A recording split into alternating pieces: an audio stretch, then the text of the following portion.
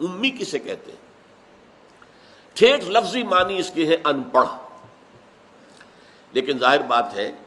رسول امی ہم کہتے ہیں محمد رسول اللہ صلی اللہ علیہ وسلم کو،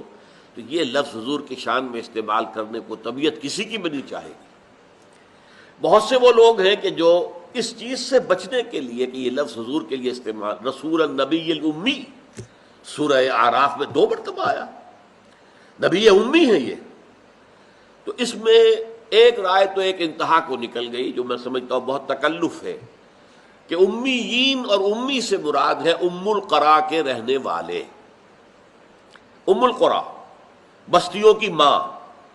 جو سب سے زیادہ مرکزی بستی ہو۔ یہ لفظ ایک اور موقع پر بھی آیا ہے کہ ہم کبھی بھی کسی قوم کو ہلاک نہیں کرتے رہے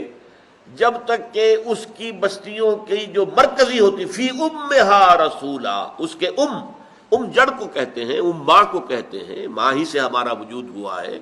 تو جو ہے کہتے ہیں کہ جو کوئی کسی شے کا مرکز ہو یا جڑ ہو یا بنیاد ہو یا اساس ہو،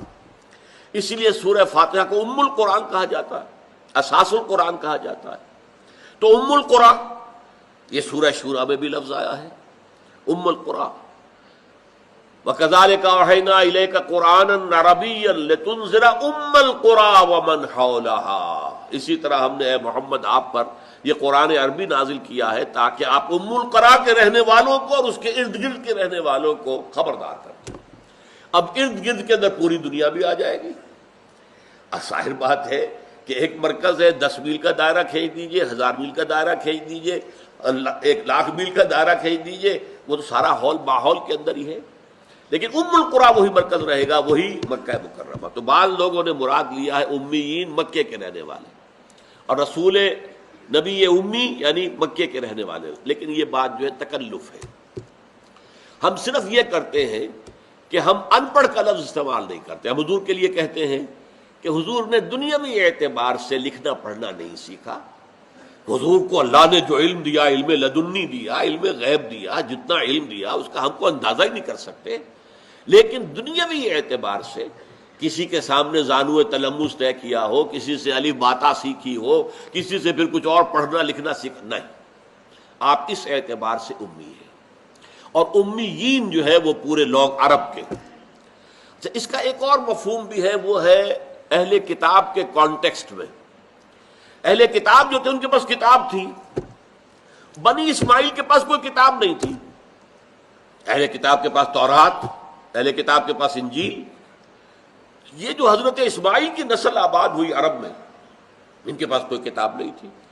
اس لیے کچھ استحقار اور حقارت کے ساتھ بھی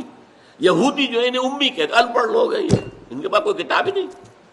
نہ کوئی قانون، نہ کوئی ضابطہ، نہ کوئی کتاب، نہ ان کے علماء، نہ ان کے کوئی قاضی، نہ ان کے کوئی مفتی، جبکہ یہودیوں کے قاضی تھے، یہودیوں کے مفتی تھے، احبار تھے، ربانیین تھے، آج انہیں ربائز کہا جاتا ہے، ربائز، ربانی تھے موجود، ان کے علماء تھے، احبار تھے، یہ سب تھے، مفتی تھے، فیصلے کرتے تھے، شریعت تھی، تورات تھی۔